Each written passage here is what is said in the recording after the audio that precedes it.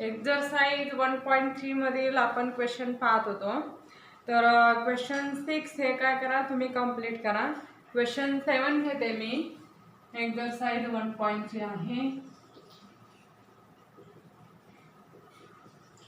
Question 7 का आहे, Z equal to काय फॉर्म्युला आहे, झेड इक्वल टू दिलेला आहे आपल्याला I-1 upon cos of pi by 3 cos of pi by 3 plus I into sin of pi by 3 sin of pi by 3 in the polar form. मग convert this complex number in polar form. Polar form मध्ये काय करायचं, convert करायचं. मग cos pi by 3 angle म्हणजे किती आहे, 60 degree angle आहे. मग cos 60 ची व्हॅल्यू किती आहे, 1/2 आणि sin 60 ची व्हॅल्यू किती आहे, √3/2. मग दिस इज इक्वल टू काय, I-1 अपॉन इथे किती 1/2 प्लस I इंटू sin 60 ची व्हॅल्यू √3/2 एवढे येणार. z equal to. आता आपण काय करू, याचा डिनॉमिनेटर कसा आहे, इक्वल आहे. मग कसं लिहिता येईल आपल्याला, I-1 upon 1 plus I into √3 upon 2 असं लिहिता येईल. आणि 2 हा काय होईल, न्यूमरेटरला येईल. मग दिस इज इक्वल टू काय, 2 into I-1 upon 1 plus I into √3. तर 1 प्लस I इंटू √3 ने काय करता येईल, मल्टिप्लाय डिवाइड करता येईल. आणि 2 ने ब्रॅकेट मध्ये काय करता येईल, मल्टिप्लाय करता येईल. 2I मायनस काय 2 असं लिहिता येईल. therefore काय लिहिता येईल, z equal to 2I minus 2 upon 1 plus I into √3. आणि याचा कॉन्जुगेट काय आहे, हियर 1 मायनस काय I इंटू √3 हा कॉन्जुगेट आहे. 1 minus I into √3 upon 1 minus I into √3 हा कॉन्जुगेट आहे.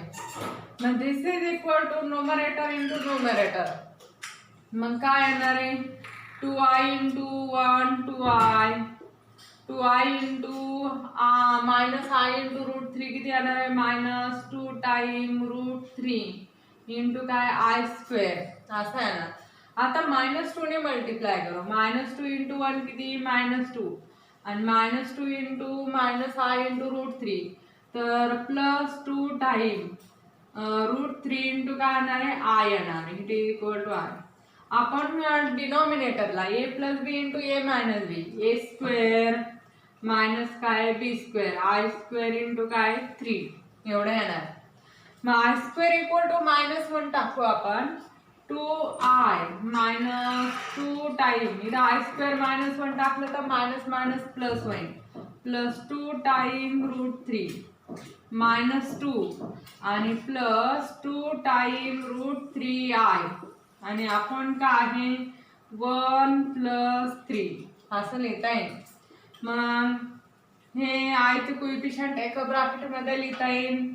मग काय लिहिता येईल आपल्याला, 2 टाइम √3 -2 हा रिअल पार्ट झाला आणि प्लस 2 टाइम √3 इंटू काय I आपण किती आहे 4 आहे. मग दोन्हीतून 2 कॉमन निघाल. मग कॉमन घेतला आपण तर काय येणार आहे, सेपरेट पार्ट पण लिहू आणि कॉमन सुद्धा घेऊ. न्यूमरेटर मधून 2 कॉमन घेतलं तर काय आता ब्रॅकेट मध्ये √3 - 1 आपण 4 प्लस इथं सुद्धा 2 कॉमन घेऊ आणि ब्रॅकेट मध्ये काय होतं 1 प्लस √3 इंटू I आपण किती आहे 4. खाली 2 राहणार. मग we can write as z equal to √3 - 1 upon 2 plus 1 plus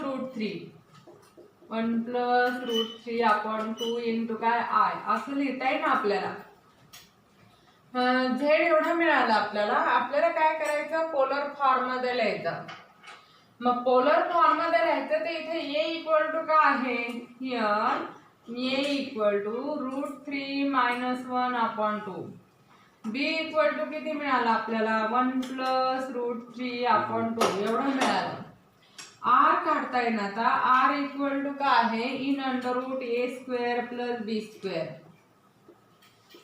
मग याचा स्क्वेअर घ्यावा लागल √3 - 1 upon 2 bracket square under root मध्ये आहे हे आणि प्लस बी स्क्वेअर याचा स्क्वेअर घ्यावा लागल 1 + √3 अपॉन 2 ब्रॅकेट स्क्वेअर असं घेता येईल.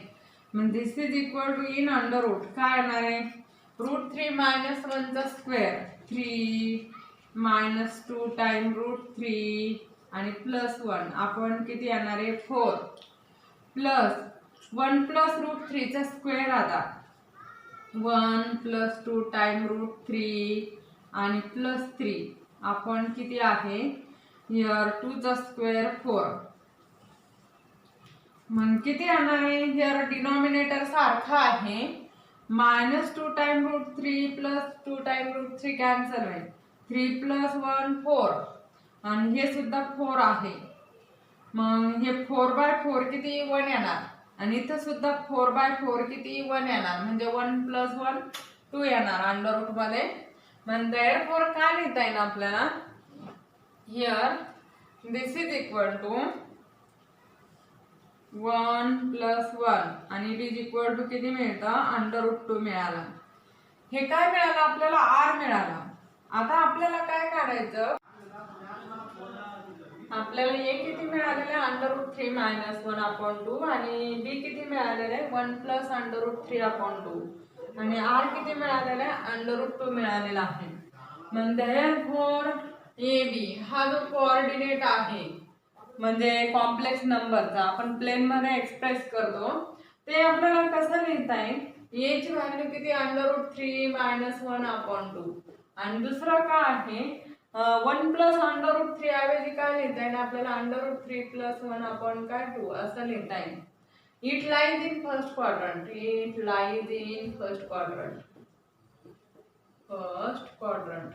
फर्स्ट क्वाड्रंट मध्ये आहे. मग देअरफॉर काय येणार आहे देअरफॉर थीटा इक्वल टू काय आहे tan इनवर्स ऑफ काय आहे b अपॉन काय आहे ए आहे tan inverse of b upon a एवढा थीटा आहे. मग दिस इज इक्वल टू काय आहे tan इनवर्स ऑफ √3 + 1 अपॉन 2 आणि डिनॉमिनेटरला √3 - 1 अपॉन 2 मग हा 2 कॅन्सल होईल आणि काय येतो आपल्याला theta it is equal to tan inverse of √3 + 1 upon √3 - 1 एवढा काय मिळतो थीटा मिळतो. मग हा थीटा झाला. मग देअरफॉर आता आपल्याला काय करायचं पोलर फॉर्म मध्ये लिहायचं आहे. मग देअरफॉर पोलर फॉर्म इज काय येणार आहे z equal to r into in bracket cos theta plus i into काय आहे sin थीटा एवढा आहे. मग आपण r ची व्हॅल्यू टाकू r किती आहे here √2 into in bracket cos theta जो थीटा आपल्याला एवढा टाकावं लागेल. मग पर्टिक्युलर अँगलचं नाहीच आहे मग त्याच्याऐवजी काय थीटा टाकण्याऐवजी आपण फक्त एवढंच लिहू आणि हिअर थीटा इक्वल टू काय tan इनवर्स ऑफ √3 + 1 अपॉन √3 - 1 असं लिहिता येईल.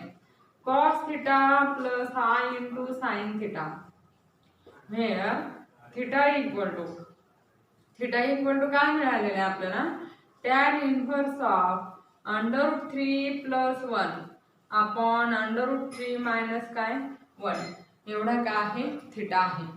मग हे झालं त्याचं पोलर फॉर्म मध्ये एक्सप्रेशन.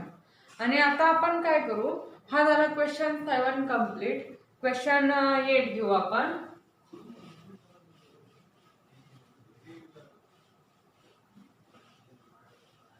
क्वेश्चन 8 पाहायचा आहे.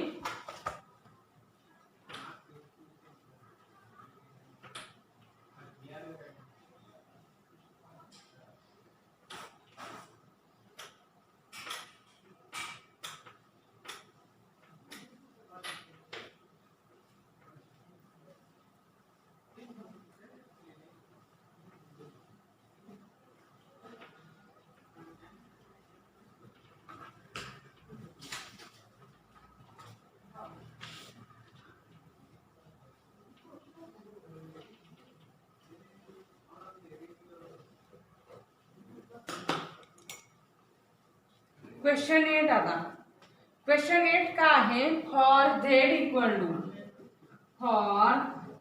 Equal to 2 plus 3i 2 plus 3i हा काय आहे झेड आहे. व्हेरीफाय द फॉलोइंग खालचं व्हेरीफाय करायचं तर काय व्हेरीफाय करायचं व्हेरीफाय द फॉलोइंग त्यातील पहिलं आहे झेड बार इक्वल टू काय दाखवायचं आपल्याला झेड दाखवायचं. नंतर आणखीन सेकंड काय आहे z into Z bar it is equal to काय आहे मॉड ऑफ झेड स्क्वेअर एवढा आहे. तर आता आपल्याला झेड दिलेला आहे त्यातील पहिलं झेड इक्वल टू काय आहे 2 प्लस 3i हे कन्सिडर करताय.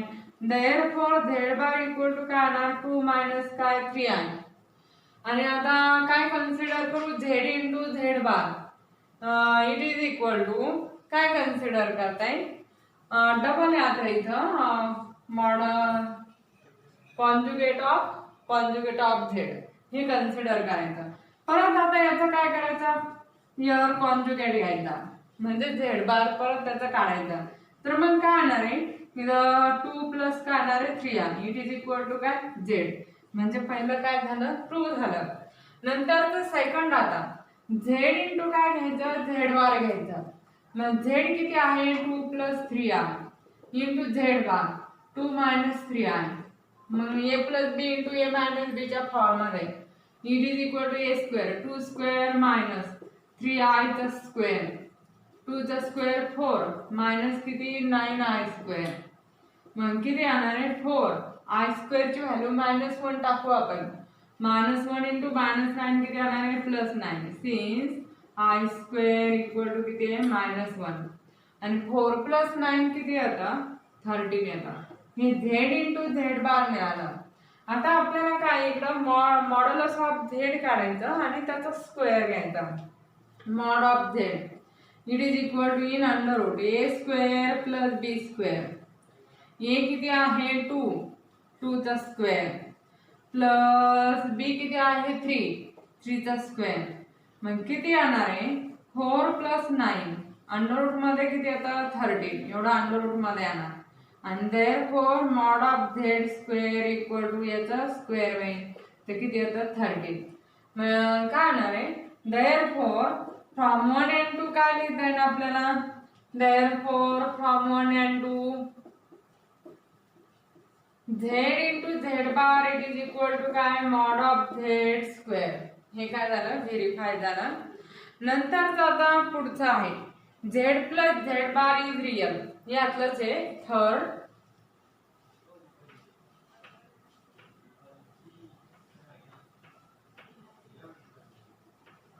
झेड प्लस झेड बार आपल्याला काय दाखवायचं रियल दाखवायचं आहे Z plus Z bar Z एवढा आहे 2 प्लस 3i आणि झेड बार काय आहे 2 मायनस किती आहे 3i काय होईल कॅन्सल होईल आणि 2 प्लस 2 किती येणार आहे 4 येणार म्हणजे झेड प्लस झेड बार काय आला रियल पार्ट मिळाला इट इज इक्वल टू काय आहे रियल आहे. आणि नंतर 4 आहे Z minus Z bar equal to काय दाखवायचं आपल्याला 6i दाखवायचा. झेड एवढा आले ना Z minus Z bar it is equal to काय Z 2 plus 3i minus Z bar काय 2 मायनस 3i मग ब्रॅकेटच्या बाहेर मायनस साइन आहे मग साइन चेंज करू आपण 2 plus 3i minus 2 plus 3i plus 2 minus 2 काय होणार कॅन्सल होईल आणि 3i प्लस 3i किती येणार आहे 6i येतं. मग झेड मायनस झेड बार किती मिळाला आपल्याला 6i मिळाला. आणि नंतरचा पुढचा क्वेश्चन आहे हा क्वेश्चन काय झाला 8 कंप्लीट झालेला आहे. आणि 9 नंबरचा क्वेश्चन पाहू आपण.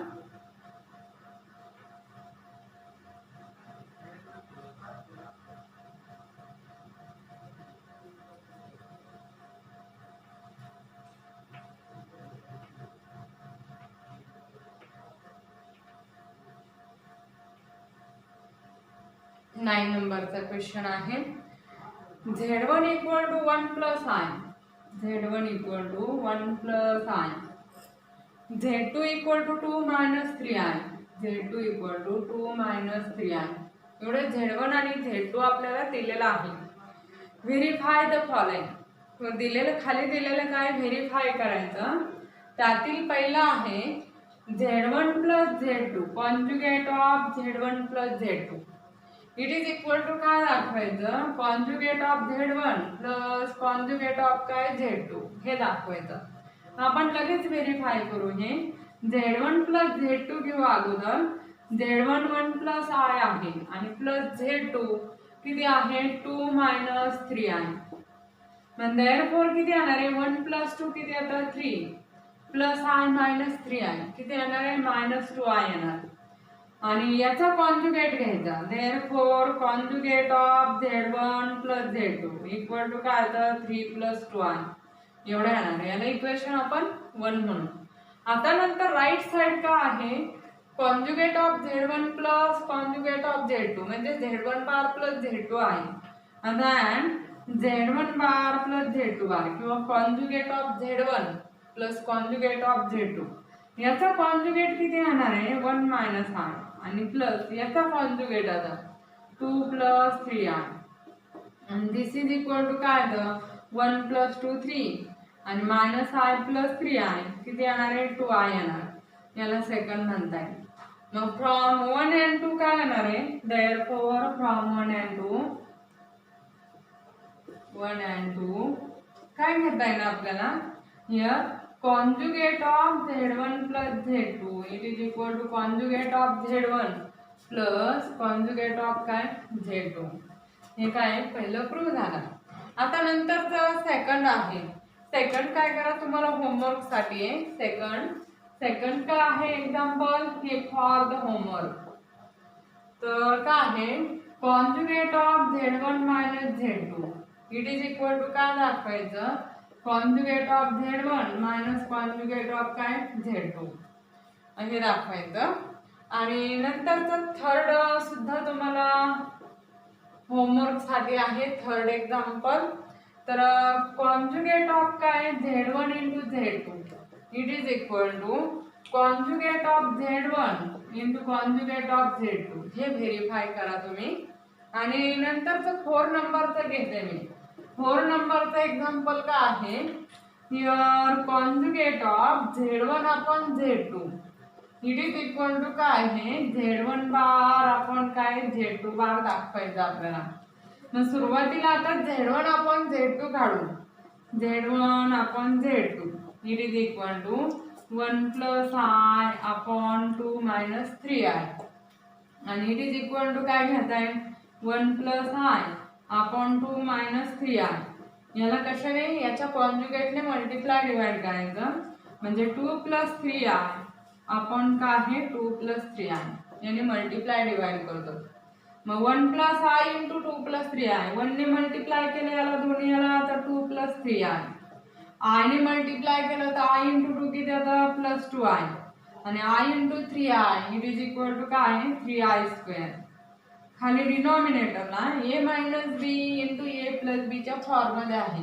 ए स्क्वेअर म्हणजे 2 चा square 4 minus B square B किती आहे 3i चा स्क्वेअर किती येणार आहे 9i स्क्वेअर.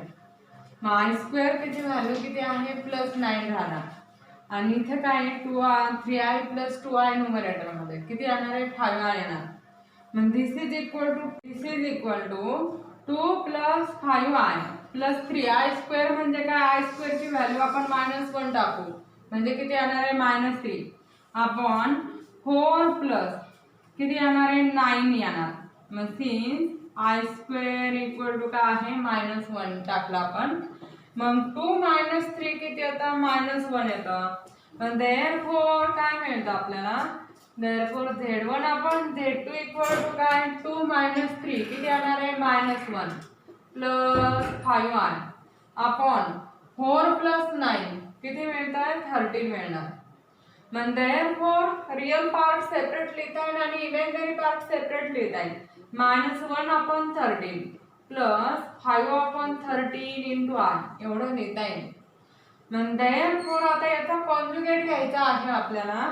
मग Z1/Z2 याचं काय आहे 12. इट इज इक्वल टू काय लिहिता येईल आपल्याला -1/13 -5/13 इंटू आय. हे याला आपण इक्वेशन काय म्हणता येईल 1 म्हणता येईल. हे 4 मधील आपण लेफ्ट साइड कन्सिडर केली. आता आपल्याला काय घ्यायचंय राईट साइड दाखवायचे आहे. Z1 बार आपण काय दाखवायचं Z2 बार दाखवायचा. Now Z1 bar upon Z2 bar Z1 bar upon Z2 bar it is equal to काय Z1 बार काय आहे Z1 बार 1 मायनस आय आहे आपण Z2 बार किती आहे 2 + 3i. आता आपण हे डिव्हिजन घेऊ. तर इकडचं मी रब करते.